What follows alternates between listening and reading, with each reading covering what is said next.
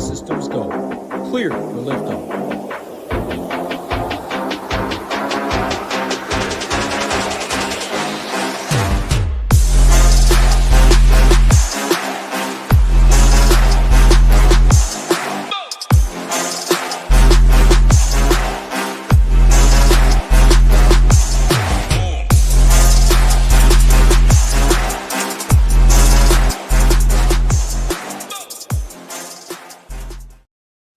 What's up, everyone? Tyler Tamboline here, aka ToeTagginTambo. And this episode of our PGA show here on the SHIPIT Nation YouTube station, got my guy Hoopster here with me, going to be breaking down all things for the Mexico Open. Hoopster, I'll bring you right in, man.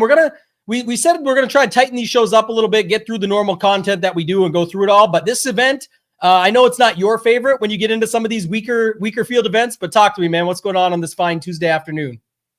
Yeah, it's definitely not an elite field by any stretch of the imagination. I mean, the good thing is we have some majors and some big events right around the corner here. This is a tough one, and you know this stuff better than I do. I mean, this has to be just about as bad as it gets from a strength of field standpoint. But again, as we always say, contests are very big on DraftKings, a little bit smaller than last week, but still very big. A lot of money to be made, and again, there are advantages for sure, like in these sort of like weaker fields. And that's the goal, to kind of go through, see what we can find. Roster construction's important, definitely leaving salary on the table. I mean, it's always viable. This week's probably a little more viable, get a little comfortable with leaving big chunks on the table and not really worry about it. There's just not a huge difference, between the 10K and the 8K range and things like that when you start breaking it all down. So, yeah, weak field, but a big contest, and we're here to break down. Nothing changes on our end. We'll have this show.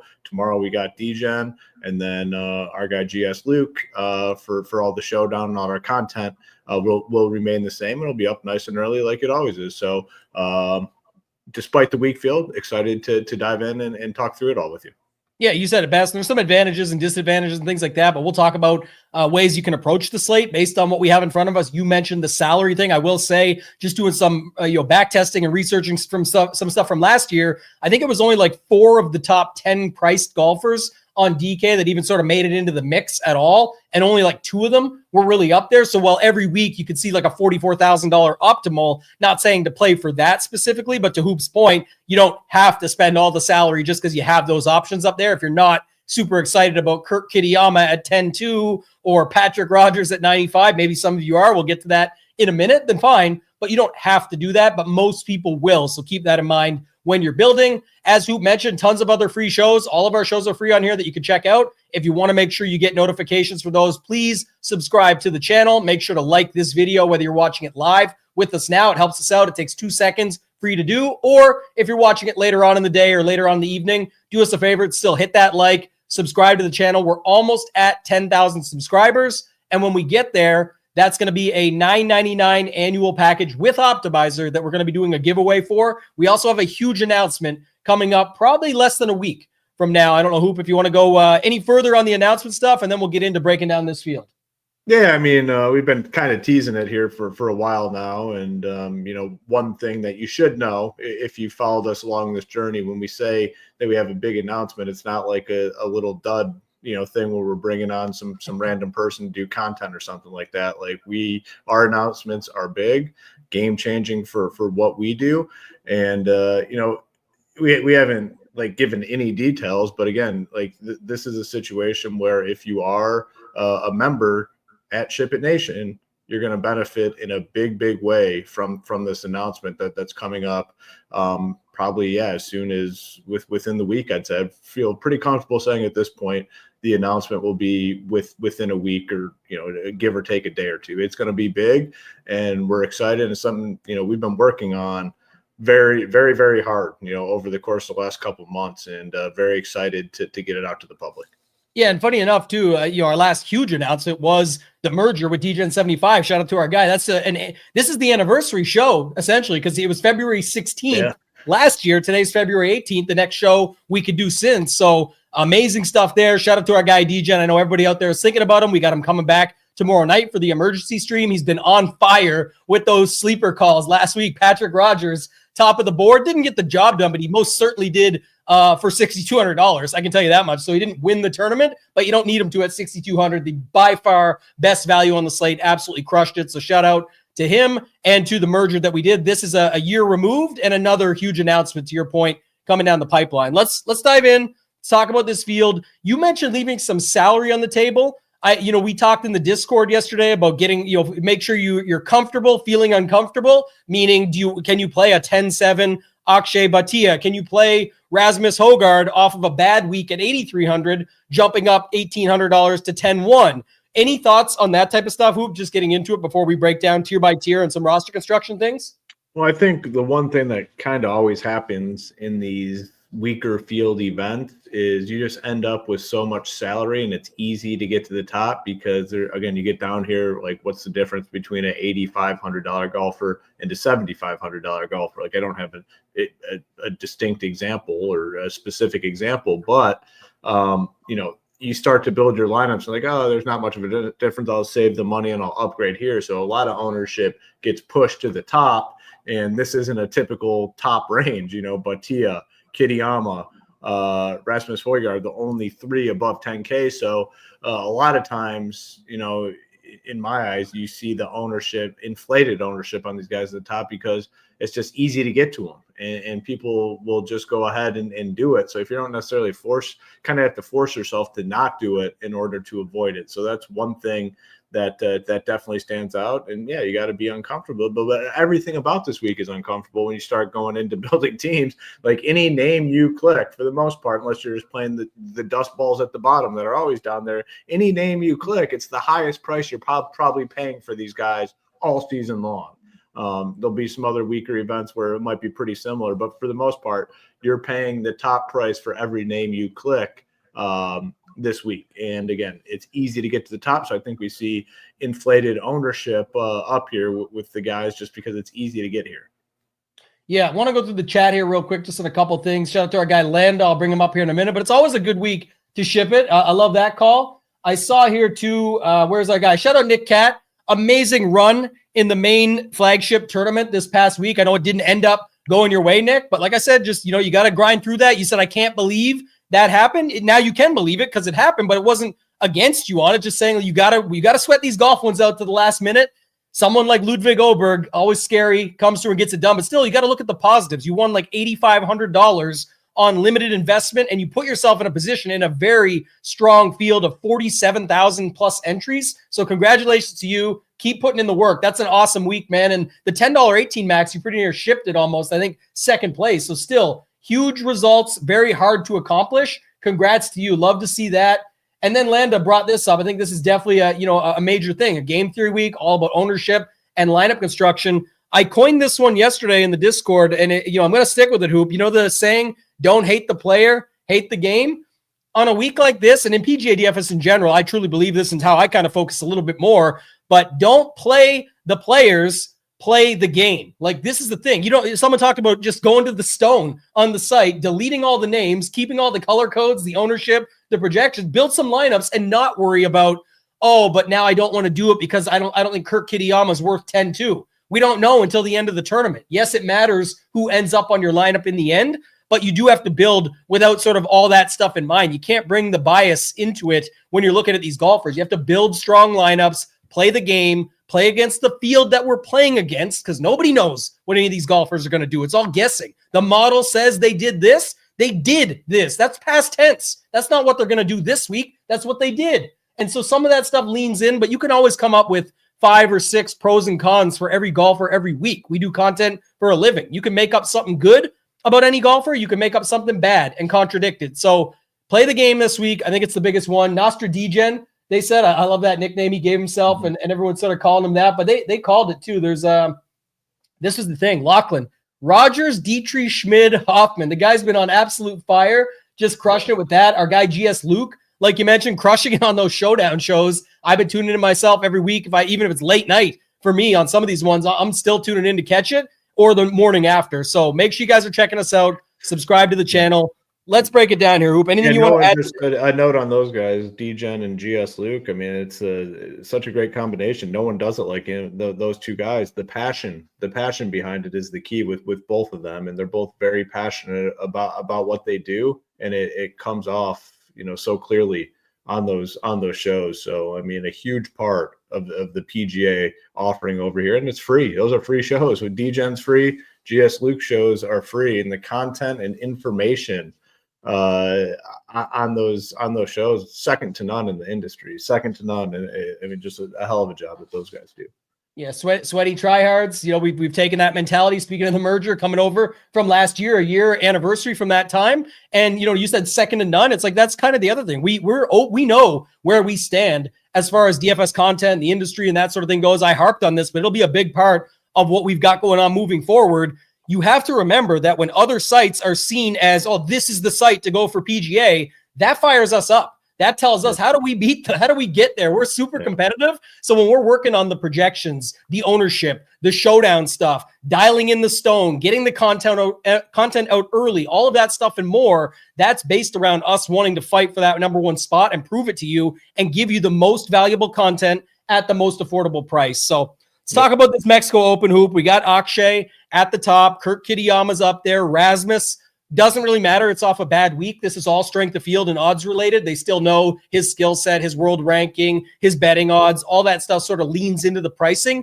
this week. So how do you think people build here? I think the bomber narrative will be huge. Obviously, you can just bomb it out there and fire away, and then maybe the guys with some long irons, things like that. But what do you think is sort of the prevalent build going into this week, or how do you think people are starting this off?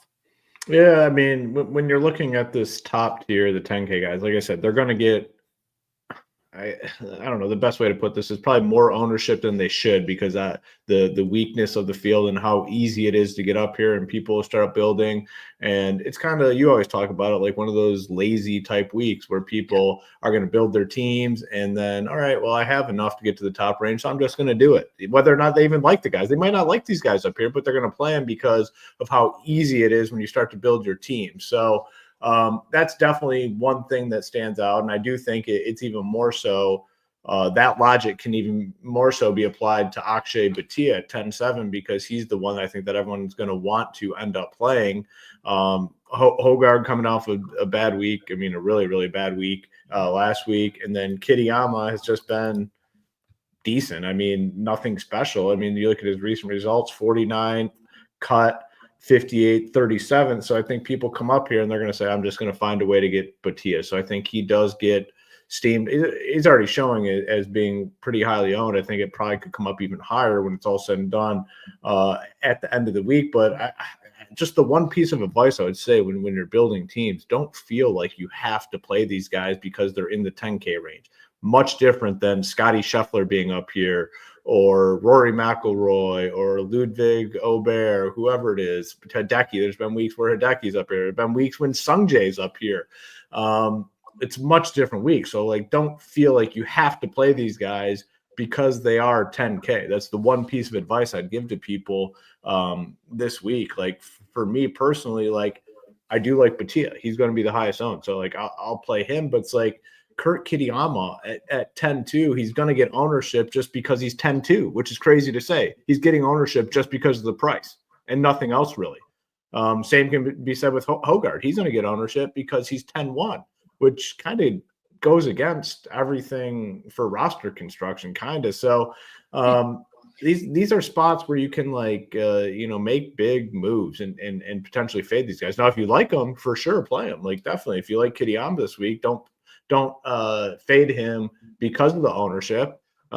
If you like him, play him. But if you don't like him, don't feel like you have to play these guys. That's one thing I will say. For me personally, it's Bhatia. I think he's kind of going to take that next step this year. I know he's going to be highly owned, but knowing that I'm going to be making a move on Bhatia, like, I'm going to be open to potentially fading Kitayama or Højgaard, or both of them, to be honest with you. So we'll see. But I guess the one thing for me definitely is don't feel like you have to play these guys because of the price tag.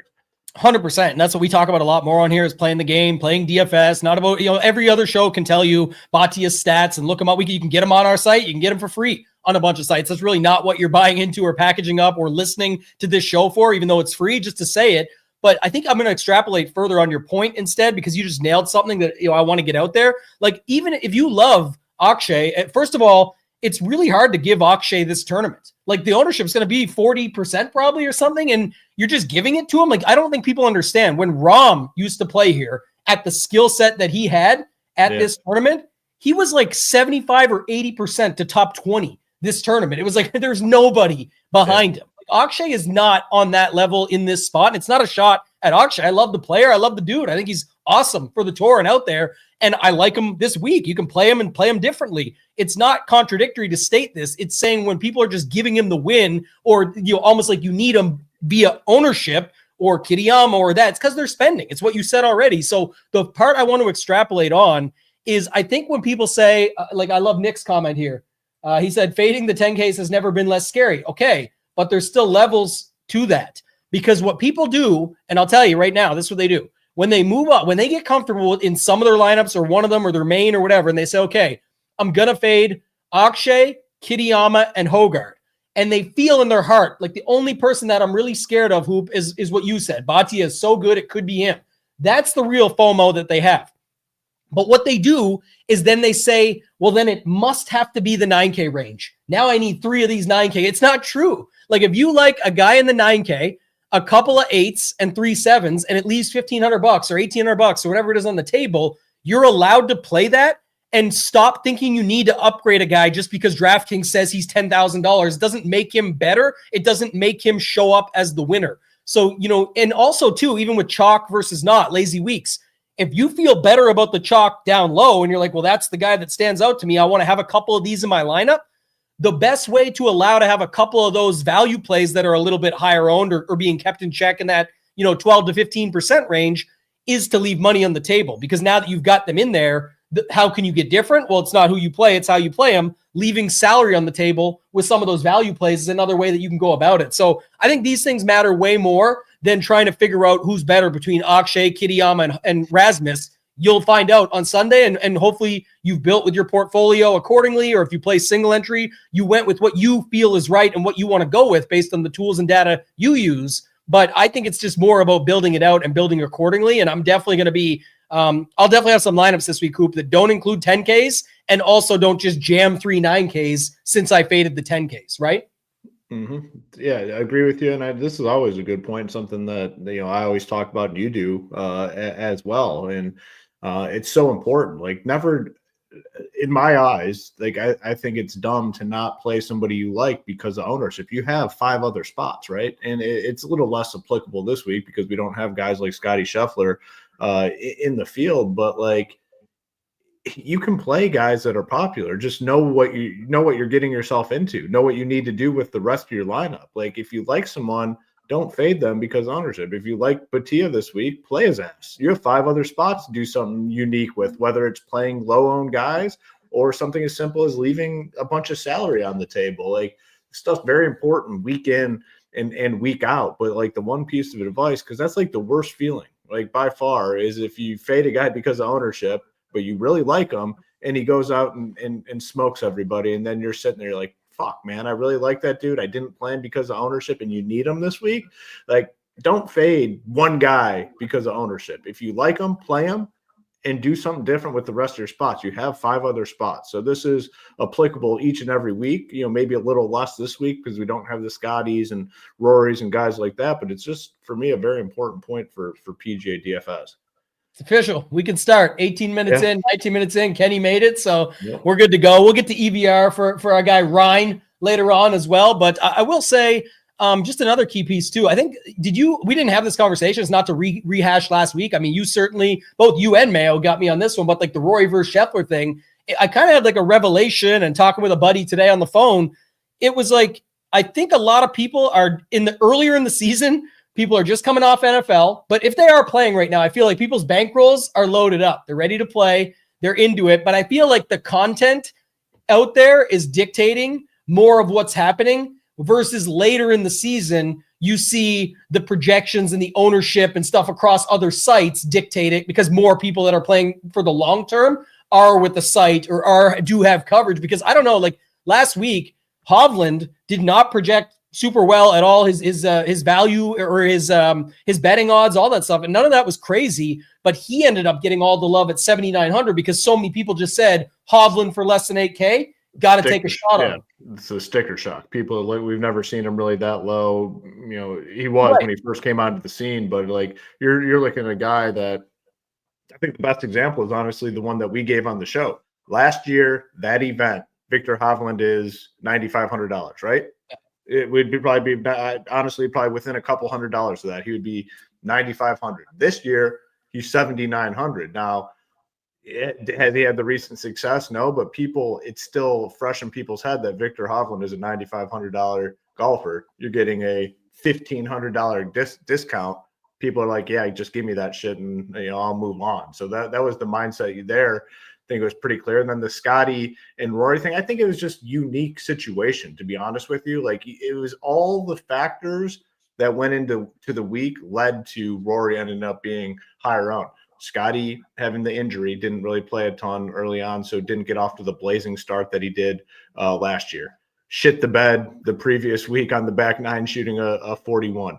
What is he, $1,500 more expensive than Rory? Rory's previous event was a victory. So like every single situation and narrative took you to the Rory side, and it ended up getting there.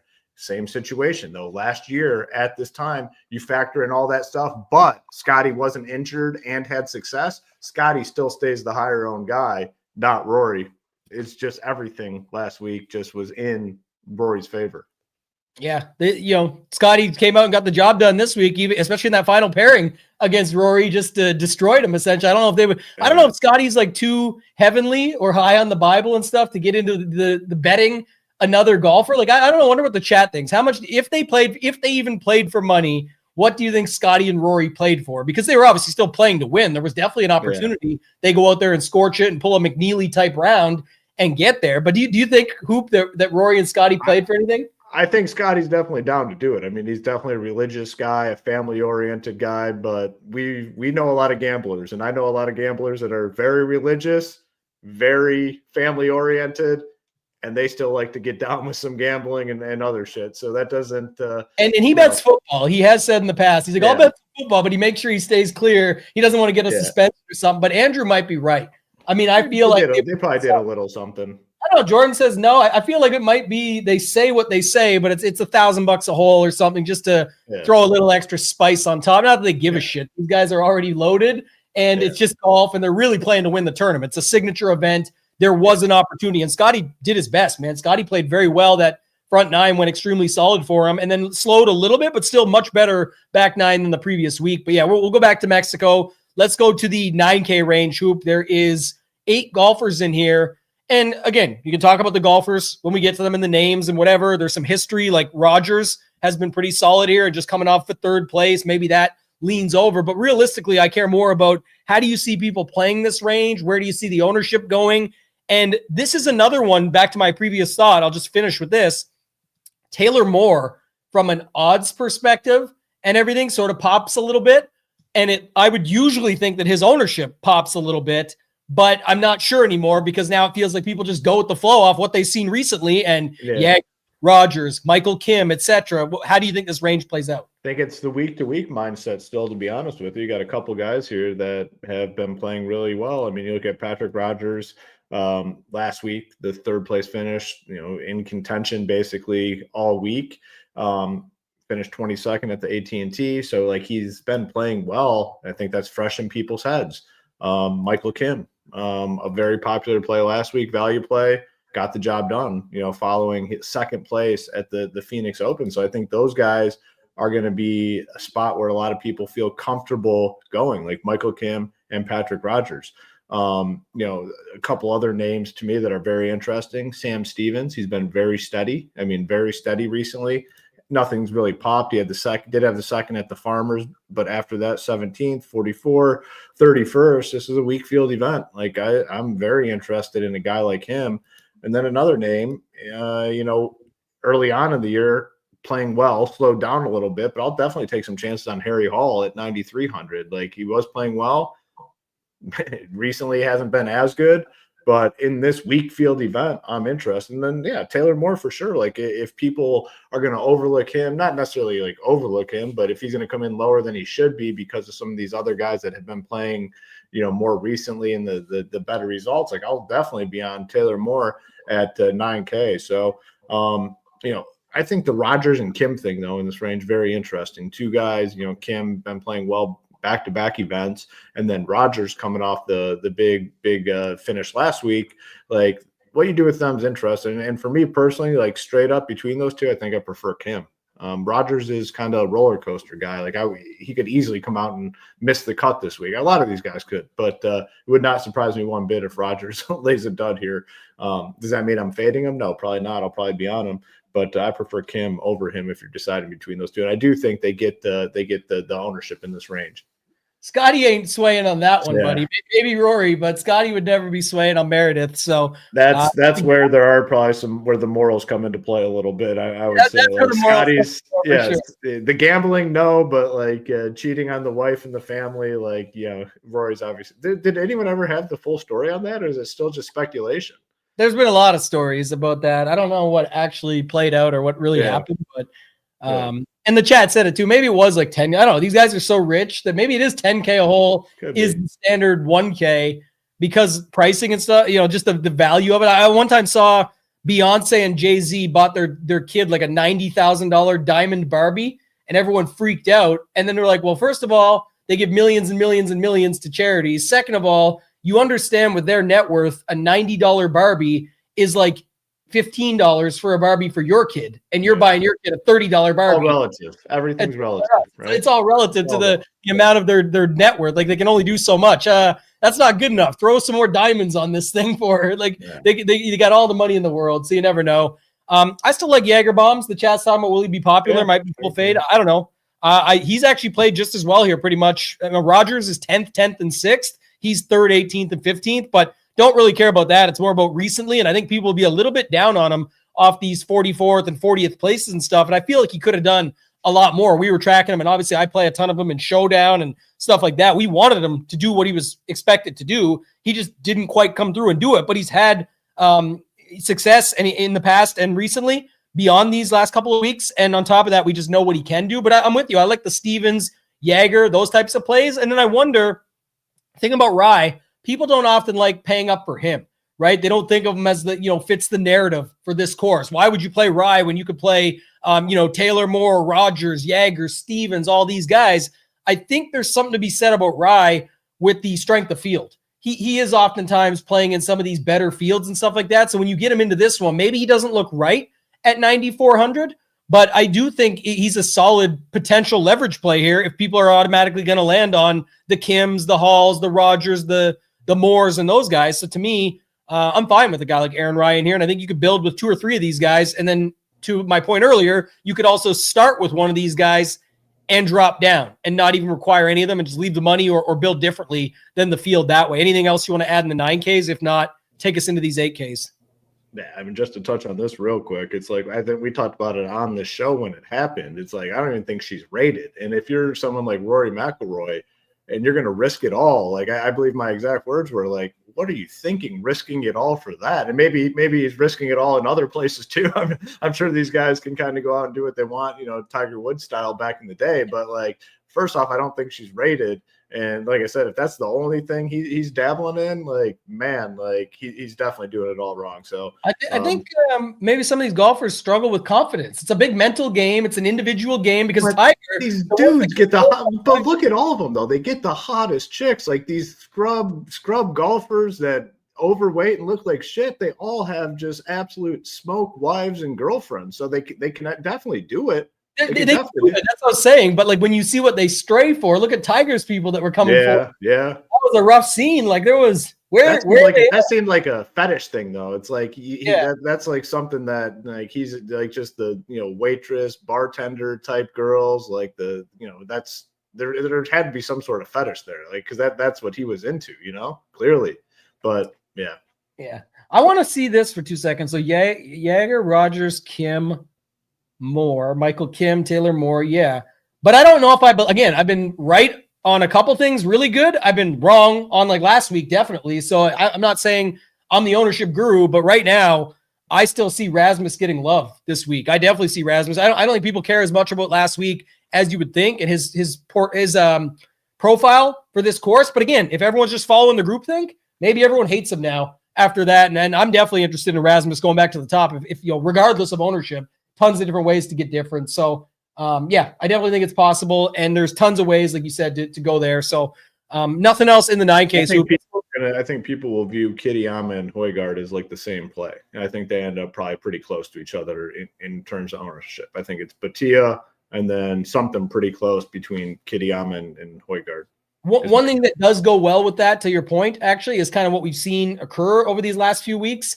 If it is just slightly a bit more money, people get there. Look at the Scotty week that, it was 12K and others were close. Everyone just got to him, right? 60%. Yeah. And here you can definitely do that with Akshay. Last week was different. You talked about not only the perfect storm, but I think it was like a $1,400 difference to go up from Rory to him. That's where people are going the other way and saying, I'm going to save that money and try and boost elsewhere. Let me get a little bit more Rory. So definitely think that's the interesting part of it. But yeah, let's go to this 8K range. There's another, 11 golfers here. And I think this is where some of the surprises could come from, because I think this range, based on all the conversation we just had above, it just naturally has to be kept in check, right? You got to think there's going to be, 15, 16% cap somewhere in here of a ownership cap where you just don't see people going over that too often. Maybe Ben Griffin. I don't know. What do you see in this 8K range? Yes, I was not necessarily talent. I was more referring to ownership, like where they end up ownership wise. I just think it's Batia for sure above those other two. And then those other two guys I think could come in pretty similar in terms of ownership. Talent, that's a whole nother, potential conversation. 8K range, like there's guys in here that are definitely appealing to me, and the ownership is definitely hard to peg. I mean, there's going to be some guys that are pretty popular, but then it probably just gets spread out, with everything else. But Ben Griffin at the top, 8,900, I think is in play here. Kevin Yu at 88, I think is a phenomenal play. Not sure like what his ownership comes in at. Probably a guy that people go to. 16th at the Waste Management, 17th at the Genesis. He's probably a guy that gets steamed up here a little bit, but I still like him. Talked about Jake Knapp the last couple weeks, and did he win this last year? Right? Yes. Yeah. Yeah. So he won it last year. Been playing much better recently. Do you have prelim ownership on him? Because I do think it is somewhat interesting. He's the guy. He's one of these options. I've got him right now, 12 to 15. Okay, yeah. But the range, because again, if other people are gonna, I think the other day Mayo thought he was going to be the winner or like leading the field before it blew up, just because he won here last year and the field was so bad. But then you got all those other guys that came in. So at 8,600, I think he's going to be a potential to be like a Victor Hovland from last week. I think the other guys will rate out better, like you and Griffin and Smalley and CT Pan even, and those types of guys. But I think others will consider he won last year and he's playing better right now. Let's just go now. Okay. I mean, I like him either way. I mean, I'm going to play him either way. A guy success here and, completely fell apart last year. I mean, it was a disaster, for the most part of last season, but he's found something clearly recently. I mean, last week was a loaded field. I mean, made the cut 17th. Like he's been solid. So I'm in on him regardless of ownership. Then one other name that definitely stands out is Grayson Sigg at 8K. Been playing well. I think 8K is a fair price tag for him. I think, he has a chance to do well. He's been playing well, 9th and 32nd last 2 weeks. So I'm in on Sigg. So kind of like those guys at the top and then Sigg at the bottom here. I think that's the other thing too you could do is I think a lot of lineups that have Akshay easily can fit a 9K in there. And there is no better week to have a lineup where you fade the 9Ks. Again, it may not work out. I'm not acting like I know the answer. Nobody does. Hopefully you're not trusting blindly what somebody's telling you. I'm saying though, from a thought process and roster construction perspective, thinking out loud right now, there is massive FOMO with that 9K range. Like nobody wants to fade all those guys. I don't care who you are. You like somebody between Stevens, Jaeger, Rogers, Hall, Rye, Kim, Hostler, Moore. There's somebody you like in there. And if you play none of them, you're not going to feel very comfortable. So if you pick your guy up top, whether it's Rasmus, Kitayama, or Akshay, and just drop down to this 8K range, I like that build regardless of how everything shakes out on the week, because I think that's just an interesting way to do it. And you will definitely be a little bit gun shy when you leave all of those 9K guys off versus I think more people, Hoop, would do what I said earlier and go, you know what? If it's just, if I'm fading the upper range, yes, I'm a little bit scared of Akshay, but Kitayama and Rasmus don't scare me that much. Let me put 2 or 3 of these 9K guys in. So if the 10K, most 10K lineups will go 10K, 9K drop down. There's a ton of options when we get to the 7s and below. Or other lineups will say, if I'm not going to play the top, let me play multiple 9s. Well, then what better way to use the 10s than to drop down to the 8s and just load up on these guys, or pick a 9K guy, play some 8s, and leave the money left over. You don't even have to spend it all. So just a couple things like that I think are interesting for this week. I don't have a ton more on the 8s. I liked your U call. Griffin's popping a little bit early. Norgard is there. I know there's going to be a lot of talk about the Hogards this week, especially Nikolai at 8,100. Sig looks to get a little bit of early looks down there, but I think people do still like the upper range more here. They like Ben Griffin, Kevin Yu, Smalley, Knapp, and Lauer. So anything in that lower range has to sort of be kept in check, at least some, unless Nikolai gets the bump because people just say, why play Rasmus when I can play Nikolai? Mm-hmm. That's very possible, but I do agree. I think it's definitely more ownership and just overall appeal for those upper 8s, the lower 8s. That's kind of where the field falls off. I mean, you can see some sort of – you can make the case for a lot of guys 8,500 and above, right? Like there's distinct cases to be made for Knapp and above, I'd say. Knapp and above, you can kind of make the case for a lot of these guys. After Knapp, there's just way more questions. Everyone in this field has question marks, first, I should say. But once you get below Knapp, there's more question marks, like way more question marks than the Knapp and above field. So I do think there is a separation when you go below Knapp. The 85 and below, I think, is where things kind of change in this field. Yeah. The Norgard call, Kenny likes it too. He mentioned it here. That's like the old Dumb and Dumber when it's like, oh, Samsonite. No, it was Swanson. Had it wrong the whole time. Everyone's going to be on Hogard, and it's going to be Norgard that ends up coming through. Norgard. I knew it, right? You go with that one. But I don't know. I think it's just an interesting thing to think about. You talked about like all those guys.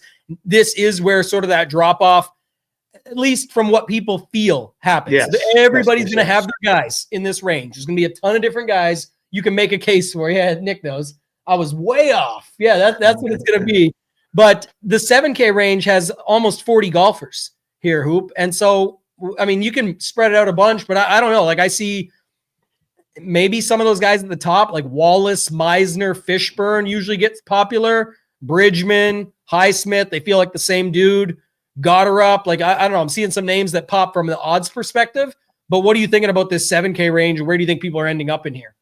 Yeah, I mean, so many guys in this range. And again, like a lot of, this is a typical 6K range. Like in a regular week, this is the 6K range. Now it's the 7K range. So there are just a lot of question marks. I do think ownership gets spread out quite a bit, but people will, in most lineups, will probably take a couple of these guys. A common roster construction, I think, will be a couple 7Ks, someone in that 10s, and then you can kind of live in the 8Ks a little bit. If you plug in, I'll plug in Kitayama.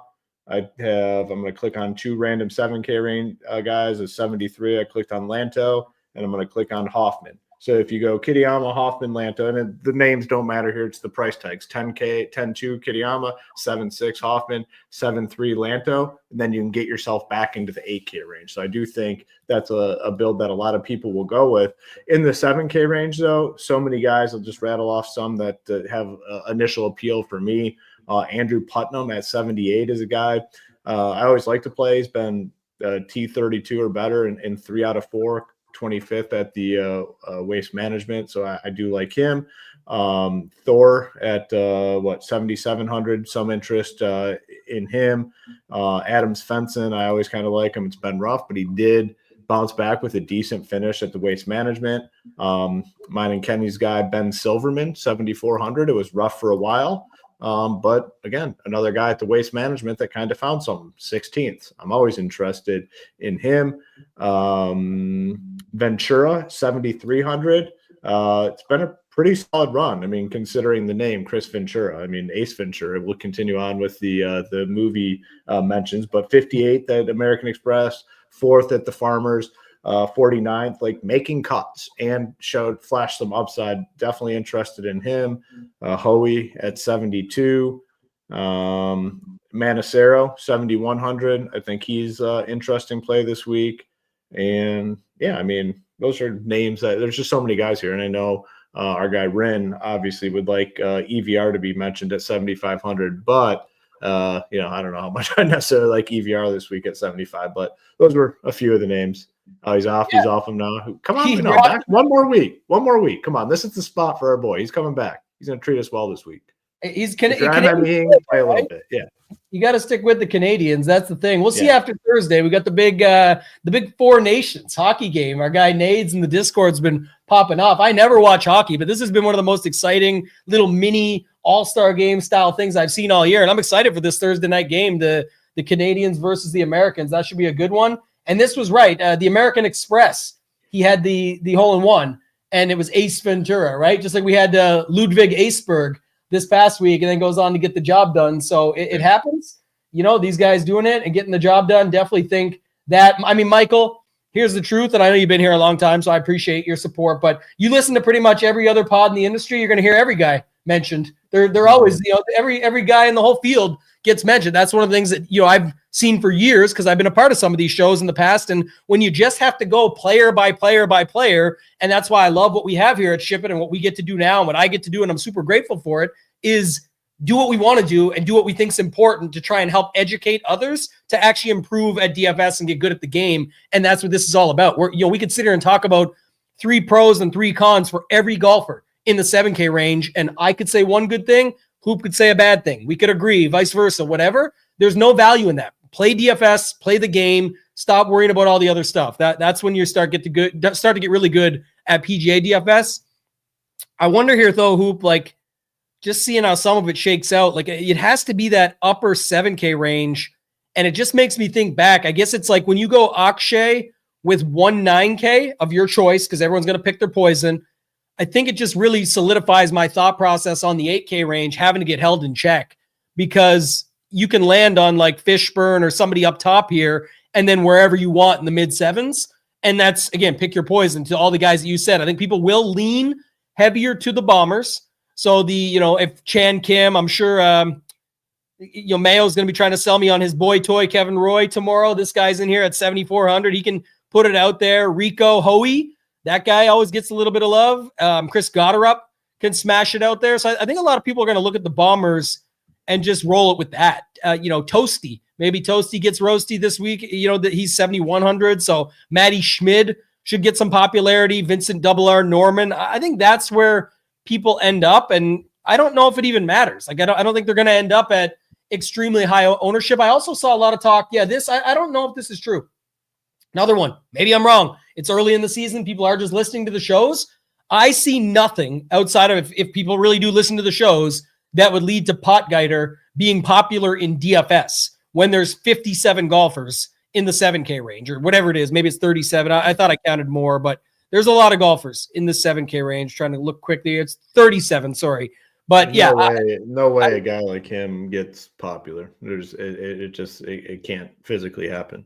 He reminds me of what you said earlier, though, that example you gave. Like, everyone's going to be like, man, I love Potgeider, but if he's going to be 20%, I'm not playing him. I can tell you right now, he is most certainly not going to be 20%. So that's what you have to decide on, but don't just fade to fade. Like Hoop said earlier, like there's just 5 other spots you could fill it out with. If you like them, play them. It's fine. There's tons of ways to get different in other spots. Anything heavy duty here in the 6K range, Hoop? Don't want to spend all day on this stuff, but I mean, I guess I don't think anyone even really plays much 6K guys, right? Maybe a couple, Hayden Springer, Patton Kazire, one of like Luke List or Joel Damon, but I just don't see a ton of people needing to venture into the 6K range at all here. Yeah, I mean, not much. I mean, in 150, I'll welcome some of these guys into the mix a little bit, but don't want to go crazy down here. Like you said, I think List and Springer are fine options. Like I kind of like Luke List at 6,900. I think he's fine. There's a couple other names that I had. Definitely List, Springer, like you said. Who else was there? I was looking at this a second ago. Maybe some Ben Coles at 68. I mean, coming off the missed cut at the waste management, but I think he's fine. It's not a great range. I mean, a lot of these guys are, oh man, yeah, it only gets worse. So yeah, probably just a few, and hopefully not much, because it's ugly down here, very ugly. There is one. It just got mentioned here. Speaking of movies, Super Troopers, the Super Troopers, they're calling them. Those playing Jackson Suber down there at 6,900. Price so nice, got to think twice. I don't know if we play Jackson, but he has played well recently, and he's not going to project well. So if you've got a feeling on somebody like that you want to play, I'm fine if you're picking and choosing a few of them and taking your stands, but don't just, I'm going to play one Suber lineup and hope I get the absolute nuts with it. Very unlikely that you pull that off. So you should try and mix and match them there once you go down. And what's the price? Nick just mentioned Wacky Valimaki, 6,700.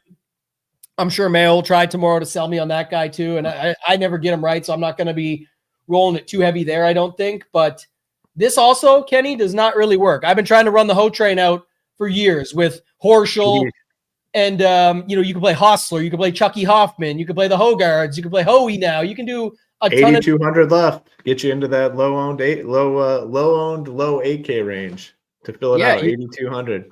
Who else can you plug in there? Hoey and both Hogards are it's 8,200. Yeah, now plug in Hostler, right? He's up there, another Ho. Who else you got? Ho. I mean, the show's over when. Kyung Hoon Lee, KH Lee is for Hoon. Yeah. What do we got? Hoshino. Hogards, Hoshino. 7,750. So, I mean, you're talking legit shit there. Legit options. Go right into the upper sevens. Yeah. Yep. There's Thorbjorn Olesen. We'll let DJen say that one tomorrow night. He says it better. Yeah. And then you got Thorbjornsson of Michael there. So maybe you can get into all those guys. I don't know, but lots of different ways you can play it. I don't have much else to add to the 6Ks hoop. So I just think in general, if you're going down here, you know what you're doing, and it's, to play a couple guys up top or whatever. I just think there's a ton of different ways you can go this week with the lineup construction. Hopefully all those thoughts and ideas we gave you throughout are ways that you can do it. But all I'll say in the 6Ks is if you have somebody down there, even if they don't project well, you're just, you want to be early on them. You feel like this is their spot. It's the Mexico Open. It's a weaker field. You think they can beat up the course and get the job done, then play them and play enough of them that it actually matters. So if you're in a 20 max, get them in 4 or 5 lineups. If you're in a 150 max, get them in 10 or 15% of your lineups. Like, actually give yourself a shot where if you're right, it ends up being the right mixture that gets the job done for you. So anything else, Hoop, that you want to talk about before we get out of here? Make sure to tune in to DGen tomorrow night, or depending on when you're watching this, Wednesday night. Showdown shows for round 2, 3, and 4. All our content will be up, posted nice and early. And then like we've teased a few times, well, not, I guess more than a few times over the course of the last month or so. It's a good win. Yes, yeah, we got something very, very big, and the announcement should be coming as probably early next week. So make sure you stay tuned. And again, it's a game changer for us and what we'll be doing moving forward. And talked about a lot, but anyone that is a member at SHIPIT Nation will be benefiting in a very big way when this announcement is made.